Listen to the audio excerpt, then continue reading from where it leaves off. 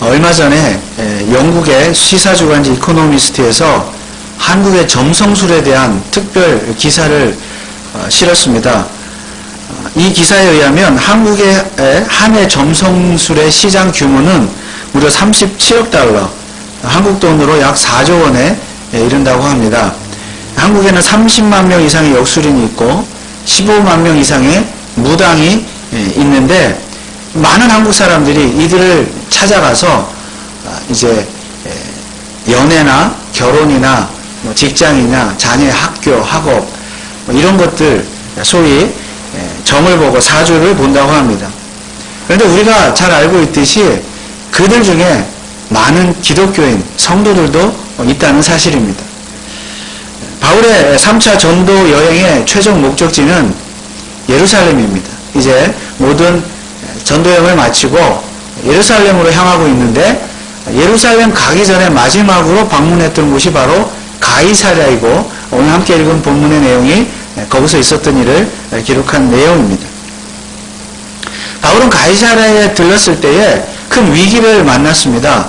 그렇다고 위기라고 해서 이전의 도시들처럼 복음을 전하다가 핍박을 당하고 쫓겨나고 죽을 위기에 처한 그런 위기가 아니라 예루살렘에 하마터면 가지 못할 그런 위기에 처했습니다. 바울이 가이사랴에 도착했을 때에 거기에 있던 빌립 집사를 비롯해서 많은 그리스도인들이 바울을 대단히 환영을 했고 바울은 굉장히 마음이 기뻤습니다. 그런데 문제는 다른 곳에서 터졌는데 바울이 마음이 굉장히 상했어요. 오늘 13절 말씀해 보니까 바울이 대답하되 너희가 어찌하여 울어 내 마음을 상하게 하느냐. 벼랑한 마음이 바울의 마음이 상한 것은 가이사랴의 성도들이 바울에게 한 가지 간청을 했기 때문입니다. 무엇을 간청했습니까? 12절에 우리가 그 말을 듣고 그곳 사람들로 더불어 바울에게 예루살렘으로 올라가지 말라 권하니 3차의 전도여행의 최종 종착지인 예루살렘으로 가지 말라고 울면서 이게 간청을 했단 말이죠. 울면서. 그러면 그들은 왜 바울에게 그런 간청을 했습니까? 아가보라고 하는 한 선지자의 예언 때문이었습니다. 이 바울이 가이사랴에 있을 때 유대 지역으로부터 아가보라고 하는 선지자가 찾아와서 한 가지 예언을 했습니다. 아마 그 예언 때문에 일부러 찾아온 것 같아요. 10절 11절 말씀에 여러 날 있더니 한 선지자 아가보라 하는 이가 유대로부터 내려와 우리에게 와서 바울의 띠를 가져다가 수족을 잡아내고 말하기를 성령이 말씀하시되 예루살렘에서 유대인들이 이같이 이 띠 임자를 결박하여 이방인의 손에 넘겨주리라 하거든. 아가보의 예언에 의하면 바울이 예루살렘에 가면 핍박을 당한다. 고난을 당한다. 유대인들에 의해서 체포가 되고 고난을 당하고 어려움을 당할 것이다. 이것이 아가보의 예언이었습니다. 사실 안 좋은 예언이었죠. 이 예언의 말씀을 가이사랴에 있는 성도들이 들었을 때 마음이 굉장히 좀 안 좋았다는 것이죠. 우리 바울 사도님께서 예루살렘에 가면 어려움을 당한다? 그래서 그들은 바울에게 간청을 했죠. 가지 마십시오. 울면서 간청을 했습니다. 그들이 울면서 가지 말라고 했을 정도라면 바울을 굉장히 사랑했다는 증거이겠죠.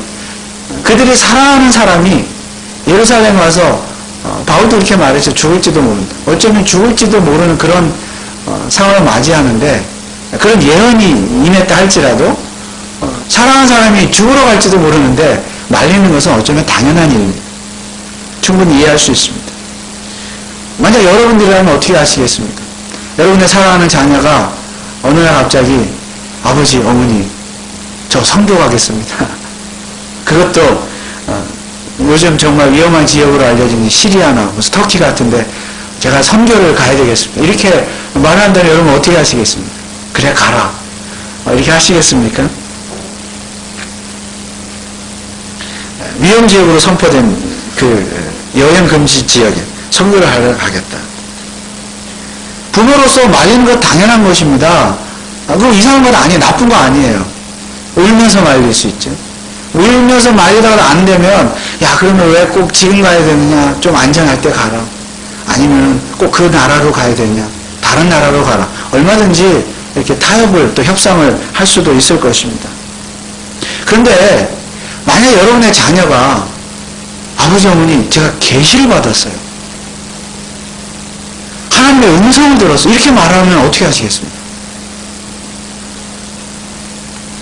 아니면 혹은 어떤 내가 기도를 많이 하면 어떤 권사님의 이 계시를 받았는데 나를 그 나라로 선교로 가라고 나에게 예언을 했습니다. 이렇게 하면 어떻게 하시겠습니까? 저는 가고 싶지 않지만 아버지 어머니 예언이에요. 계시예요. 만약에 부모님이 불신자라고 하면 헛소리 집어치우라고 말할 수도 있겠지만 여러분처럼 믿음이 아주 좋은 부모님이라면 계시를 받았다는데 어떻게 하시겠습니까? 가라고 하시겠습니까? 가지 말라고 하시겠습니까? 지금 바울을 향한 가이사랴 성도의 마음이 바로 그것이었어요. 물론 계시이긴 하지만 예언이긴 하지만 가지 마세요. 그러면 여러분 이 가이사랴 성도들이 울면서 바울을 말린 것은 잘한 일입니까? 잘 못한 일입니까?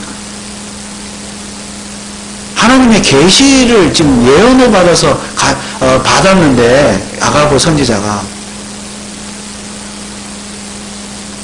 가지 말라고 막는 것은 하나님의 예언을 막는 불신앙입니까? 아니면 가라고 하는 것이 가지 말라고 하는 것이 당연한 일입니까?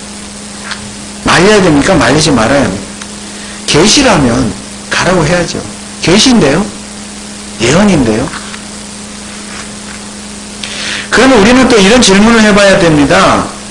그럼 아가보의 예언 자체가 맞는 예언입니까? 틀린 예언입니까?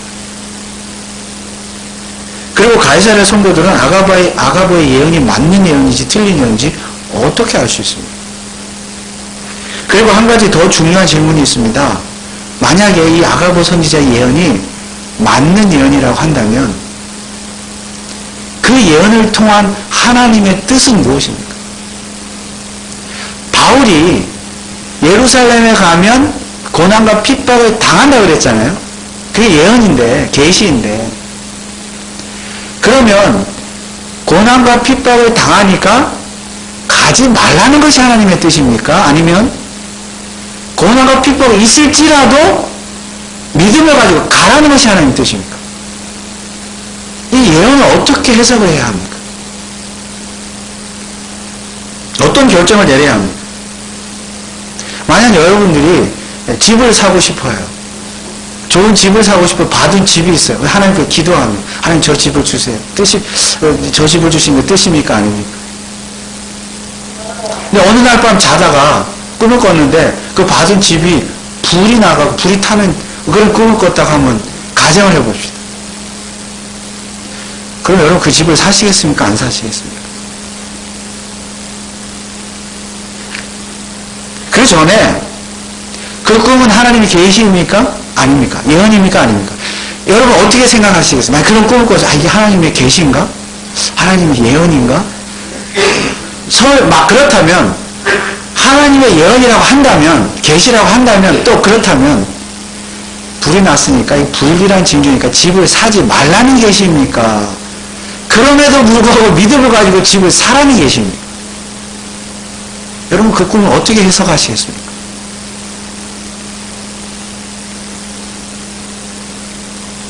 결론부터 말씀을 드린다면 오늘 아가보의 예언은 틀린 예언이 아니라 맞는 예언입니다. 왜냐하면 오늘 본문 11절에 의하면 이 예언은 분명히 성령에 의해서 주어진 예언이었고 실제로 바울은 예루살렘에 갔을 때 그 예언대로 고난을 당하고 핍박을 당하고 체포를 당하게 되었습니다. 더 중요한 것은 바울이 예루살렘에 가서 고난 당할 것을 이미 성령께서 이미 바울에게도 예언을 계시를 해 주셨던 부분입니다. 사도행전 20장 23절에 오직 성령이 각 성에서 내게 증거하여 결박과 환란이 나를 기다린다 하시나. 바울도 이미 알고 있었어요. 그렇다면 바울이 이미 받은 하나님의 계시와 지금 오늘 아가보 선지자가 가이사랴에서 받은 하나님의 계시는 동일한 계시였습니다. 맞는 계시라는 말씀이에요. 그렇다면 이제 실제 오늘날 우리가 궁금한 것이 있습니다. 오늘날도 이 아가보의 예언과 같은 예언이 존재하는가? 오늘날 그리스도인들 중에는 소위 예언이나 예언의 은사를 사모하는 사람들이 많이 있습니다. 그것은 그만큼 우리의 인생이나 내일을 알 수 없다는 뜻이기도 합니다. 그래서 사람들은 궁금해합니다. 내일 내가 무엇을 행해야 되느냐? 내가 이 일을 행해야 하느냐? 행하지 말아야 하느냐? 이 일을 행해야 되느냐? 저 일을 행해야 되느냐? 집을 사야 되느냐? 사지 말아야 되느냐? 불난 집을 사야 되느냐? 사지 말아야 되느냐? 기도를 해도 잘 모를 때가 있습니다. 많습니다. 그럴 때 우리는 어떤 생각을 해요? 이럴 때 정말 하나님께서 확실한 계시를 좀 보여주시면 좋겠다. 사든 사지 않든. 아니면 내게 계시를 보여주지 않더라도 누군가 기도 많이 하는 사람에게 계시를 주셔서 그 사람이 나한테 예언이라도 좀 해주면 좋겠다. 그러면 고민할 거 없잖아요. 그렇죠? 계시를 받으면 뭐 그대로 하면 되니까. 그래서 뭐 예언을 하는 사람 우리가 참 이렇게 그래서 쫓아가게 되죠. 사람들이 그리스도인들도. 아, 우리 교회 목사님 좀 예언 좀 하시면 좋겠다. 아, 얼마나 좋습니까? 뭐든지 물어보면 딱딱 그냥 말해주고 고민할 거 없잖아요. 근데 그렇게 해도 안 하시잖아요. 그죠? 본인이 하고 싶으면 하고 하기 싫으면 안 하고. 그러나 사실 아가보는요, 예언자인데 선지자인데 그런 식의 예언을 하는 선지자는 아니었다는 사실이 중요합니다. 우리가 아는 대로 구약 이스라엘에는 하나님께서 세우신 3대 직분이 있죠.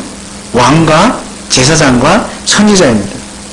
이스라엘에는 이사야나 예레미야, 요엘, 하박구가 같은 우리가 알고 있는 수많은 선지자들이 있었는데 최초의 선지자라고 한다면 모세를 들 수 있습니다.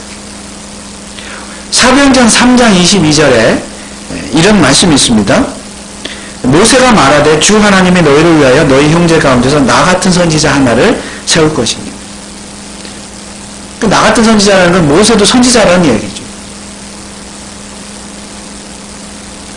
그러면 여러분 이 선지자의 역할은 무엇입니까? 선지자의 역할. 이 바로 선지자 모세의 경우를 통해서 알 수가 있습니다.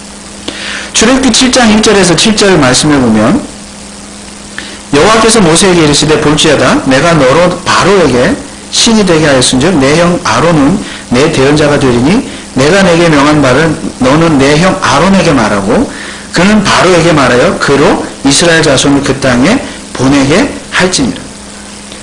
여기에 세 사람이 나오죠. 모세와 형 아론과 바로가 나옵니다. 그런데 여기에 바로 하나님 역할, 모세가 하나님 역할을 하고 있는데 모세가 아론에게 말을 하면 아론이 모세의 말을 대신 바로에게 전했습니다. 그렇게 하라고 하나님이 말씀하시는 거죠. 내 형 아론은 내 대언자가 되리니. 이처럼 하나님의 말씀을 대언하는 자, 대신 전하는 자. 이 대언자가 바로 선지자입니다. 물론 모세 자신이 하나님의 대언자, 선지자였지만은 하나님께서는 이 대언자의 역할이 무엇인가를 잘 알려주시기 위해서 모세를 하나님 위치에 세워놓고 아론을 대언자의 위치에 세워놓으신 것입니다. 대언자란 그런 것이다. 또한 출애굽기 4장 15절 16절 말씀에도 너는 모세는 그에게 아론에게 말하고 그 입에 말을 주라. 내가 내 입과 그의 입에 함께 있어서 너의 행할 일을 가르치리라. 그가 너를 대신하여 백성에게 말할 것이니 그는 내 입을 대신할 것이요 너는 그에게 하나님같이 되리라. 그러니까 대언자, 선지자란 하나님의 입을 대신하는 자다. 하나님의 말을 대신하는 자.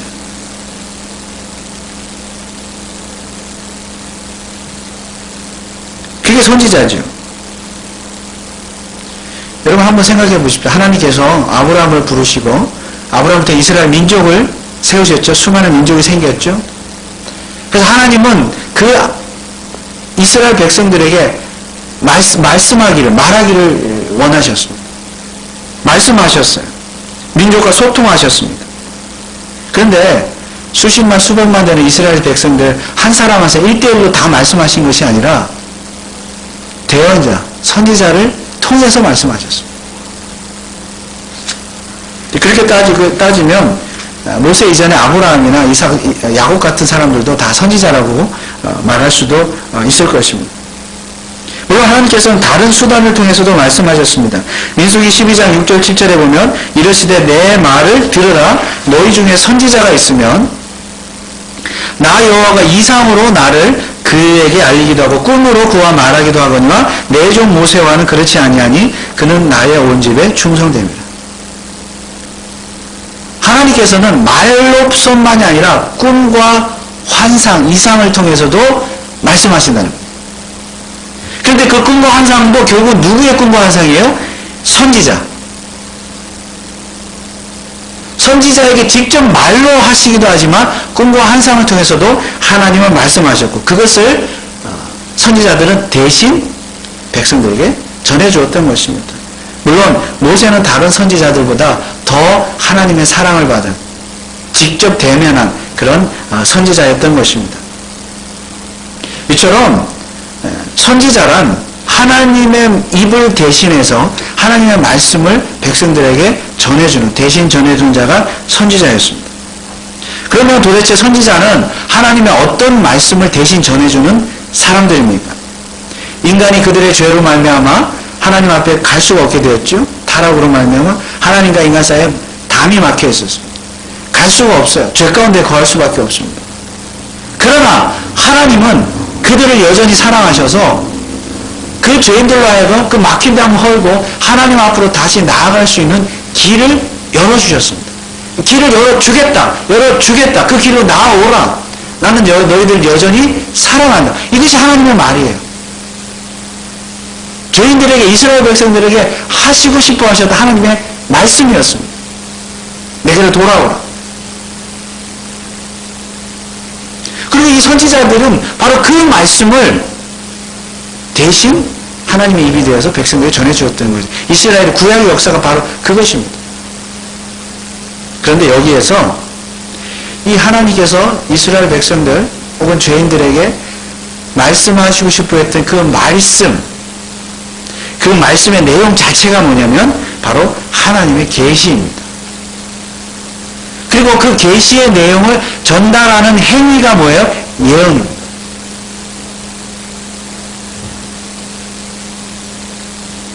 하나님 계속 말씀하셨고 계시하셨고 선지자들은 그 말씀을 받아서 계속 예언한 것이죠. 그런데 이 구약시대의 계시는 하나님 말씀 계시는 그 자체로도 완벽한 계시이긴 하지만 진짜 완벽한 계시가 올 때까지는 불완전한 계시였어요. 왜냐하면 앞서 말씀드린 최초의 선지자라 할 수 있는 이 모세 그것도 그 어떤 선지자들보다 하나님과 대면했던 정말 하나님의 사랑을 받았던 위대한 선지자 모세가 바로 이런 말을 했기 때문입니다. 아까 읽은 다시 사도행전 3장 22절의 말씀을 보면 이런 말씀이 있습니다. 모세가 말하되 주 하나님이 너희를 위하여 너희 형제 가운데서 나 같은 선지자 하나를 세울 것이니 너희가 무엇이든지 그 모든 말씀을 들을 것이라.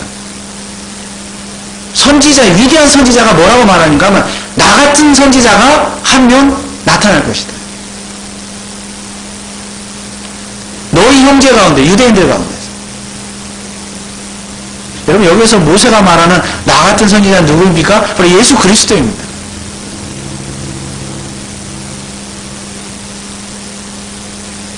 모세와 같은 선지자가 장차 나타날 것인데 모세가 그렇게 말했다는 거예요. 이미 구약시대 나 같은 선지자가 장차 나타날 것인데 이 말을 모세만 말한 것이 아니라 구약의 모든 선지자들이 말했다. 사도행전 3장 24절에 이런 말씀이 있죠. 또한 사무엘 때부터 오므로 말한 모든 선지자도 이때를 가리켜 말하였느니라. 그러니까 구약의 모든 선지자들이 예언을 했다 그랬죠. 하나님의 계시를 예언했다 그랬는데 그들이 계시를 예언한 그 예언의 구체적인 핵심 내용은 무엇입니까? 바로 예수 그리스도.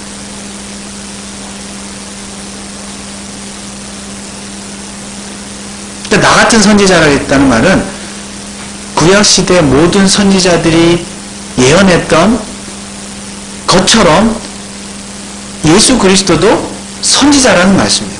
예수 그리스도 자체가.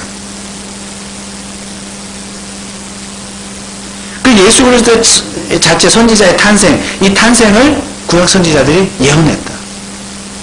그러니까 구약 선지자들의 구체적인 핵심적인 사명, 역할은 무엇이냐? 뭘 예언했느냐는 거예요. 하나님의 말을 예언을 했는데 바로 예수 그리스도를 선지자는 예언했다. 예수 그리스도만이 예수 그리스도를 통해서만 죄인들이 하나님과의 죄인 사이에 맡겨진 담을 할 수 있고 예수 그리스도 믿음으로만 그 맡긴 담을 헐 수 있고 그 뚫린 길을 통해 하나님께 나아갈 수 있다. 이것이 하나님의 말이었고 이 말을 예언자들이 선지자들이 대신 전했다는 것입니다. 바로 이것이 하나님의 계시였으며 예언이었습니다. 선지자들의 예언이었습니다.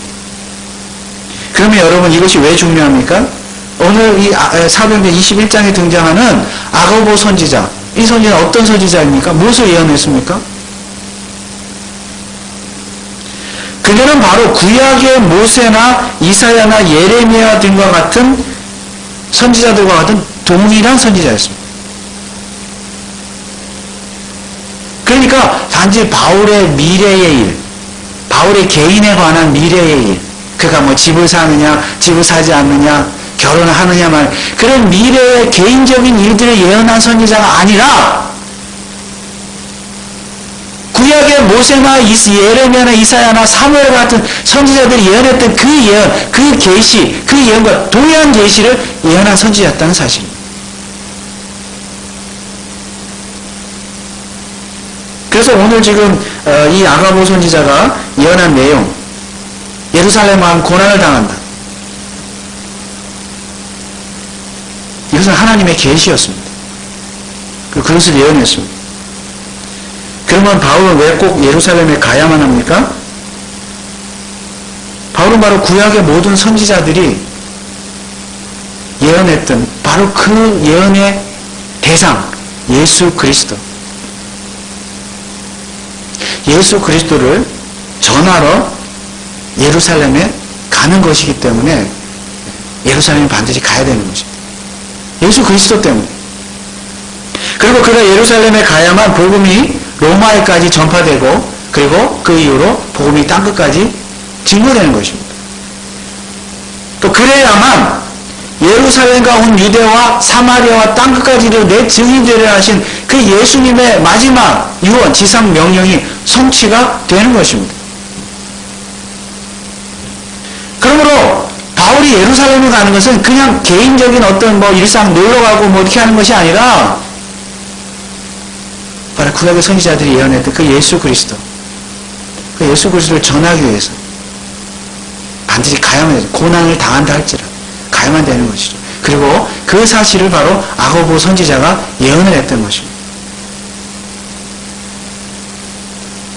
그러면 이 사실이 왜 또 중요합니까? 성경에서 말하는 예언이란 어떤 예언이냐? 바로 예수 그리스도의 복음이 증거되는 일과 관계된 예언. 예수 그리스도에 대해서 말하는 예언. 왜냐하면 이것이 원래부터 하나님께서 말하고자 했던, 구약시대부터 하시고자 했던 말이었기 때문에.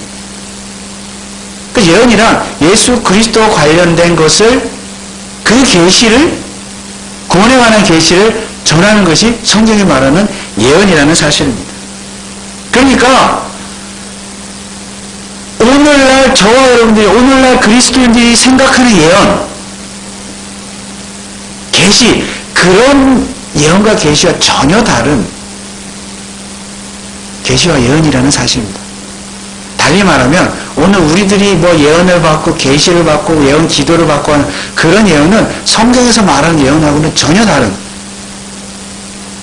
전혀 성경과는 상관없는 예언이라는 말씀이에요.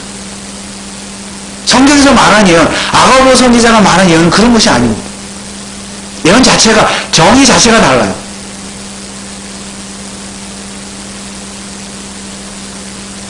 즉 성경에서 말하는 예언이라 오늘날 우리들이 앞서도 말씀드린 것처럼 뭐 결혼하는 문제, 누구랑 결혼할 것이냐, 이 사람이 할까 말까, 불난 집을 살까 말까, 이 직장을 갈까 저 직장을 갈까, 하나님 우리에게 계시하여 주옵소서, 예언을 보여주옵소서, 누군가 나를 예언하게 해 주십시오.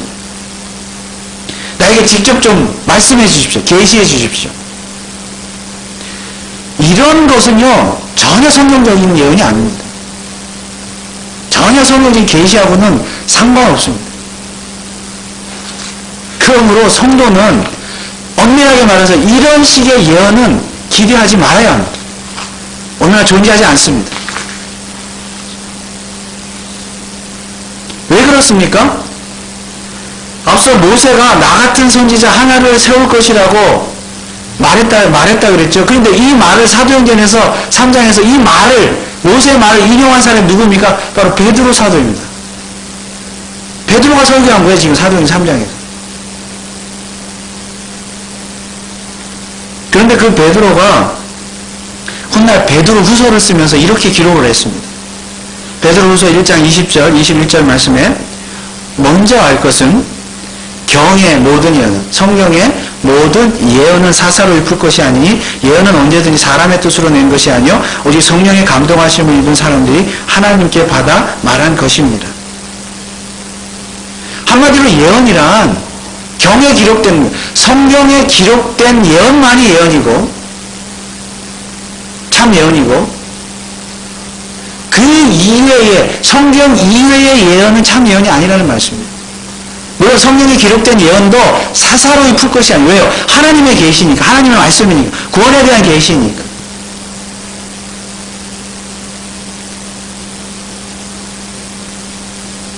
그리고 성경 자체가 그런 예언들을, 그 하나님의 계시의 구원에 대한, 예수 그리스도에 대한 구원의 계시만 기록하고 있기 때문에 사사를 풀 것이 아니다. 즉 오늘날 사람들이 마치 점을 치듯이 예언하는 것은 성경이 말하는 예언이 아니라는 말씀입니다. 그래서 성경에 아가보와 같은 선지자가 있으니까 여기 선지자 있지 않느냐, 그러니까 오늘날도 아가보와 같은 선지자가 존재한다고 말하는 것, 오늘날에도 그런 예언을 하는 선지자가 존재한다고 말하는 것은 베드로 사도가 기록한 것처럼 성경의 권위를 절대적으로 무시하는 불신앙적인 행위입니다. 예수 그리스도에 대한 계시는 가장 큰 선지자이지, 예수님이 선지자라고 그랬잖아요. 예수님 자신이 선지자이면서 계시의 내용이면서 그 계시를 전하는 선지자였습니다. 구약의 선지자들이 그걸 예언한 거잖아요. 그러므로 가장 큰 선지자가 되시는 예수 그리스도에 대한 계시, 즉 예수 그리스도의 성육신과 죽음과 부활과 승천, 그리고 그분에 대한 모든 것이 어디에 기록되어 있습니까? 성경에 기록되어 있습니다. 그러므로 예수 그리스도에 대한 계시는 최후의 선지자이신 예수 그리스도가 이 땅에 오심으로 말미암아, 그리고 그분이 죽으시고 부활하고 승천하심으로 말미암아, 그리고 사도들이 그분에 대해서 기록한 이 성경, 신구약성경 66권이 기록되어지고 66권이 성경이 종료됨으로 말미암아 계시는 끝났다는 사실입니다. 성경의 기록으로 말미암아 더 이상의 계시는 끝났다. 그래서 경에 기록된 말씀, 예언이라고 그랬죠. 기록됨으로 말미암아 예언은 끝났습니다. 다시 말하면 더 이상의 예언, 더 이상의 선지자는 없다는 말씀입니다. 오늘날. 그러나 그렇더라도 우리는 이렇게 질문할 수 있습니다. 예수 그리스도의 계시에 대한 예언은 아니라 할지라도, 그것은 더 이상 없다 할지라도 우리의 일상적인 삶에 대한 예언, 집을 사고 안 사고, 결혼하고 안 하고, 직장을 어떻게 정하고,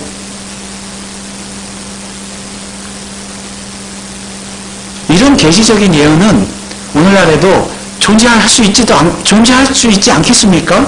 라고 말할 수도 있습니다.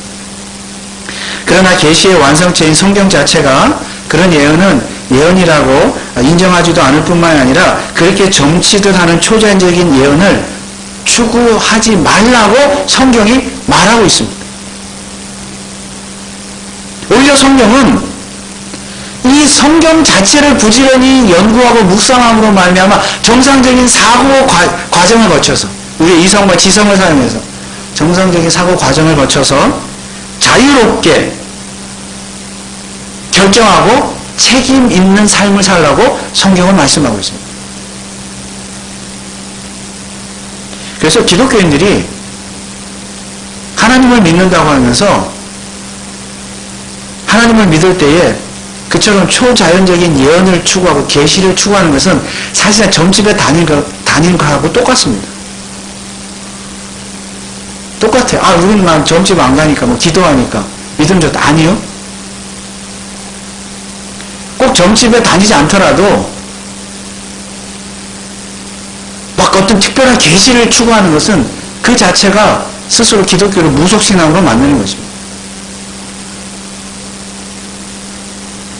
하나님은 우리에게 즉각적인 대답 대신에, 계시 대신에 정말 하나님께서 기뻐하는 일이 무엇일까 깊이 생각하며 고민하게 하십니다. 그리고 기도하게 하십니다. 그 과정 속에서 때로는 우리를 좌절하기도 하시고 실망하기도 하시고 고난 가운데 처하기도 하십니다. 그렇지만 그럼에도 불구하고 우리들이 책임 있는, 우리의 자유의지를 사용해서 책임 있는 삶을 결정을 하고 삶을 살 수 있도록 하나님 우리를 인도하십니다. 그런데 예언만을 추구하는 신앙은 어떤 신앙이에요? 이런 모든 과정을 깡그리 무시하는 신앙이에요. 간단하잖아요. 너무 간편하잖아요. 계시만 받으면 되니까. 우리 성도들의 자연적인 어떤 사고 과정, 기도하고 말씀 묵상하고 지혜를 구하고 결정하는 그런 정상적인 과정 깡그리 무시하고 그거 다 필요 없잖아요. 계시 받으면. 그러면 우리는 어떻게 해야 합니까? 고린도전서 10장 31절에 그런즉 너희가 먹든지 마시든지 무엇을 하든지 다 하나님의 영광을 위하여 하라. 우리의 마음이 하나님의 영광을 위해서 살겠다, 하나님을 기쁘시게 하는 삶을 살겠다는 마음으로만 충만해지면요, 우리 인생의 고민 생각보다 가벼워질 수 있습니다. 정말 가벼워요. 하나님의 영광을 생각하지 않으니까 고민이 되죠. 계시를 구하죠. 왜냐하면 하나님의 영광을 인생의 기준으로 삼으면 내가 무엇을 해야 되고 무엇을 하지 말아야 될지, 무엇을 하더라도 어떻게 해야 될지 생각보다 답은 간편합니다. 하나님의 영광이라는 큰 기준이 있기 때문에 하나님의 영광에 이미 답이 다 드러나 있다는 말씀입니다. 물론 그러기 위해서는 하나님의 영광은 도대체 무엇이냐, 하나님은 도대체 기뻐하시는 뜻이 무엇이냐를 알아야 되겠죠. 그러기 위해서는 어떻게 해야 됩니까? 결국 성경으로 돌아가야 되는 것입니다. 왜냐하면 성경이 하나님 말이라고 그랬으니까, 입이라고 그랬으니까. 그래서 성경을 정말로 사모하는 자는, 정말 성경을 사모하고 묵상하고 많이 읽고 사모하는 자는 어떤 선택을 하든지 무엇을 행하든지 자유롭습니다. 그리고 떳떳합니다. 당당합니다. 자신감이 있습니다. 설령 고난이 닥친다 할지라도 두려워하지 않고 떳떳하고 당당하고 오히려 감사합니다. 설령 꿈에서 불이 난 집을 사야 되겠다, 살 수도 있어요. 그 사는 것이 하나님 기뻐하신 일이라는 판단이 들고 그것을 통해서 어떤 일을 내가 하고자 하는 참 성경적인 하나님 기뻐하시는 목표가 있고 그 그것이 나의 행복이라면 살 수도 있는 거예요. 어떤 결정을 하든지 자유롭습니다. 행복합니다. 떳떳합니다. 당당합니다. 왜냐하면 그는 하나님의 영광을 위해서 살았기 때문에 하나님께서 행여라도 어떤 결과를 내실지라도 그의 실패와 고난을 통해서도 분명 하나님께서 영광을 받으셨을 것이라고 믿기 때문에, 하나님 영광을 위해서 결정했기 때문에.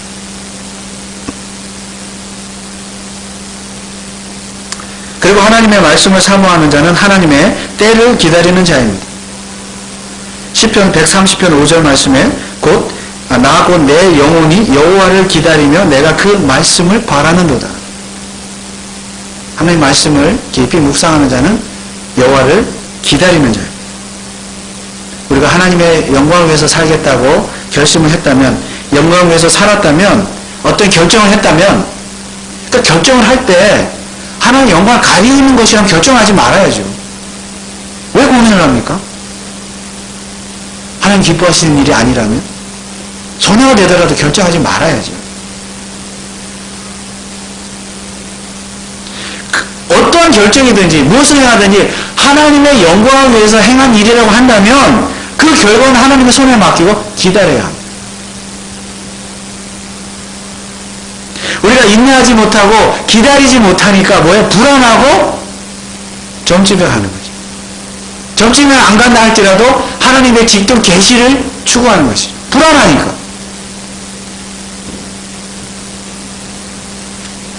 그러나 하나님께서 우리의 참 목자가 되시고 우리 양떼들을 나를 이끌어 주신다는 분명한 확신이 있다면, 그럼 말씀 가운데 확신이 생기는 거죠.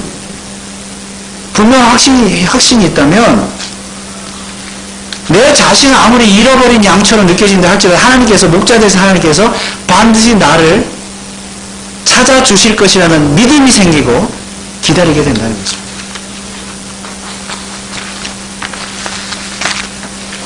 그리고 그 하나님을 기다린 내게 하나님은 말할 수 없는 은혜를 부어주실 것입니다. 시편 37편 7절에서 9절 말씀해 보면 여호와 앞에 잠잠하고 참아 기다리라. 자기 길이 형통하며 악한 꾀를 이루는 자를 인하여 불평하여 말지는. 다른 사람 비교하지 말라는 거예요. 어떤 사람 잘 되는데 나는 왜 이렇습니까? 분을 그치고 노를 버리라. 불평하여 말라. 행하게 치우칠 뿐이라. 대저 행악하는 자는 끊어질 것이나 여호와를 기대하는 자는, 기다리고 기대하는 자는 땅을 차지하리로다. 그러므로 눈앞에 보이는 예언을 추구하는 것은 어린아이 신앙입니다. 계시를 추구하는 것. 그런 어린아이 신앙을 우리가 버리고 하나님의 말씀을 묵상하는 가운데 저와 여러분들이 자유롭게 책임 있는 즐거운 결정을 하시되, 정말 그것이 하나님을 기쁘시게 하기 위한 결정이었다고 한다면 어떠한 고난과 또 혹은 실패가 있다 할지라도 하나님의 때를 기다리며 인내하며 기도하며 나아갈 때 우리의 목자 되신 하나님께서 반드시 저와 여러분들을 의의 길로 인도하시고 말할 수 없는, 우리가 기대하지도 못했던 말할 수 없는 은혜와 큰 축복을 허락해 줄 수 믿으시기 바랍니다. 이것이 하나님 말씀을 중심으로 하는 삶이요, 책임 있고 정말 겸손한 그런 신앙 있는 삶인 줄 믿습니다. 저와 여러분들, 우리 교회가 이런 삶을 사는, 정말 하나님 말씀을 중심으로 사는 저와 여러분들, 우리 교회가 될 수 있기를 주님의 이름으로 축원을 드립니다. 기도하겠습니다. 하나님 아버지, 은혜를 감사합니다. 오늘날 성경 말씀으로 인하여 우리에게 예언의 말씀, 계시의 말씀이 완벽하게 다 주어졌습니다.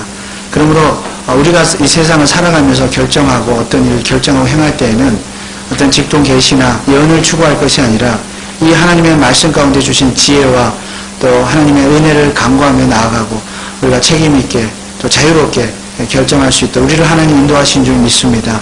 그렇기 때문에, 그러나 우리는 늘 부족하기 때문에 말씀이 주시는 어떤 그 은혜, 지혜들을 늘 기대하며 사모하게 하시고 또 어떤 일들을 결정할 때마다 하나님의 때를 기다리며 기도하며 인내하며 나아가는 믿음의 사람들 다 될 수 있도록 축복하여 주옵소서. 감사를 드리며 예수 그리스도의 이름으로 기도하옵나이다. 아멘.